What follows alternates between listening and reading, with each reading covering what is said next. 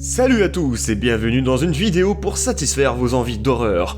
Le jeu vidéo est assez inventif en termes de création horrifique, et en y pensant, Pac-Man est comme un jeu d'horreur, fuir des fantômes, tout ça, et je dirais même que vous allez revivre des événements traumatisants. Allons-y.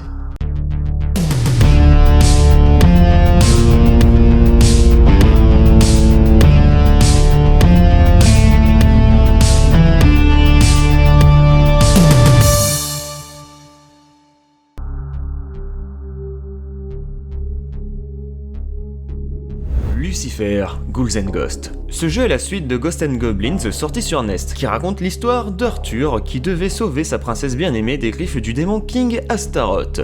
Donc on est déjà dans un univers bien horrifique, et sur Mega Drive le challenge est de mise. Les ghouls sortent de terre, les fantômes attaquent et les boss sont plus impressionnants les uns que les autres. La difficulté est pétée, clairement vous allez en baver. Lucifer s'est emparé de toutes les âmes dans les murs du château. Donc votre but final est de détruire Lucifer qui prend des âmes. Après de nombreuses épreuves, vous prenez d'assaut la salle du trône de Lucifer, qui est pris par surprise mais se bat toujours de son siège. Le son est dégradé et le titan à la fourrure flamboyante vous regarde de son trône et vous attaque. Mais regardez ce sourire diabolique, c'est dérangeant et tout son corps est fait pour représenter l'enfer. Après une bataille acharnée, vous devez détruire Lucifer avec le Magic Psycho-Canon, libérant toutes les âmes qu'il devait consumer. Après, c'est Lucifer, alors c'est normal que ce soit effrayant. Ruine colossale, Alice, retour au pays de la folie. Bon, pareil, le jeu est déjà bien glauque et horrifique. D'ailleurs, le jeu est vraiment très intéressant visuellement, mais pour ma part, un peu répétitif. Pour découvrir la véritable raison de l'incendie qui a brûlé sa maison et tué ses parents, la jeune fille devra s'enfoncer dans ce pays des merveilles, parfois glauque et parfois magnifique, afin de retrouver sa mémoire petit à petit et d'arrêter le train infernal qui détruit sa mémoire et sa santé mentale. Ouais, l'histoire est géniale quoi. Et dans tout cet univers d'épouvante se trouve un ennemi bien bizarre, la ruine colossale. Déjà écoutez son cri. Ce sont des bruits de bébés.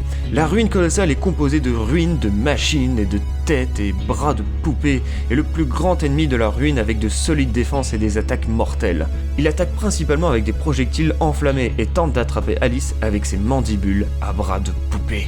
Après avoir subi des dégâts importants, il révèle des bus dans sa bouche et respire d'énormes gouttes de feu. Il a plusieurs têtes de poupées dans tout son corps et mourra lorsque toutes les têtes de poupées auront été détruites. Bon, on va justifier l'effroyable monstre de par son univers, mais les prochains monstres sont assez déroutants.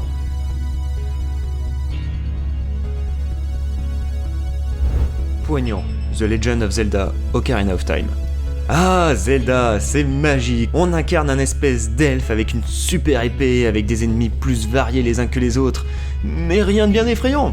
Après tout, nous sommes dans un univers Nintendo, et le postulat simple de Nintendo est de faire des jeux pour la famille. Rien qui peut traumatiser. Ce jeu va devenir l'un de vos cauchemars. Oui, alors je l'ai, donc en fait je suis assez content de vous le montrer. Le temple de l'ombre, un endroit effroyable où on disait que des gens se faisaient torturer, est déjà un temple qui ne possède aucune musique. L'ambiance est pesante et surtout, regardez la gueule des ennemis qui vous bouffent dès qu'on s'en approche. Et après, il y a des guillotines, des endroits sombres, bref, le temple est glauque.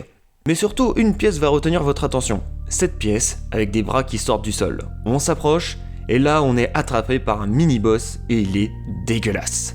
C'est un poignant, une effroyable créature blanchâtre recouverte de sang et avec une grande mâchoire. Son comportement est bizarre. Il s'approche de vous, tout en regardant en haut. On ne sait pas si ce monstre a été créé par Ganondorf ou s'il est apparu naturellement, mais il est vraiment dérangeant. Le pire c'est qu'une fois battu, le monstre ne disparaît pas, il convulse par terre et reste là.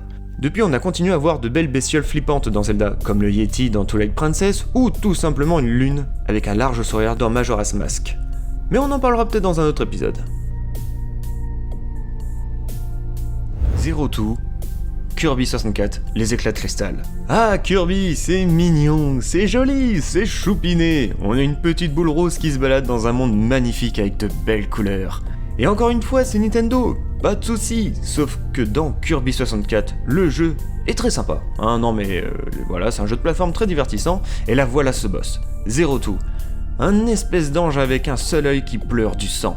Non mais Kirby c'est pas justement un jeu qu'on placerait dans l'innocence d'habitude ? Non mais imaginez-vous enfant devant ça. L'ennemi se trouve dans l'étoile noire à la toute fin du jeu. En plus de son apparence, le fond est très bizarre, ça n'a pas de texture réelle et le combat est assez difficile. Après avoir fait exploser la queue de Zero-Two avec un nombre suffisant d'éclats de cristal, du Crystal Gun, le méchant explose, le détruisant avec Darkstar et ses habitants. Il n'y a pas spécialement d'infos sur ce boss, mais avouez que pour un jeu Kirby, il est plutôt terrifiant. Et voilà pour ce petit tour des boss terrifiants du jeu vidéo, je vous conseille d'aller voir ma vidéo sur les monstres terrifiants du jeu vidéo, ou si les jeux bizarres vous intéressent, allez voir ma vidéo sur les jeux What the Fuck de la PS2. Abonnez-vous, likez et surtout commentez pour que je puisse voir vos avis sur la vidéo, n'hésitez pas à me suggérer des monstres pour un éventuel volume 2, je vous dis à très vite sur la chaîne, salut les amis de YouTube.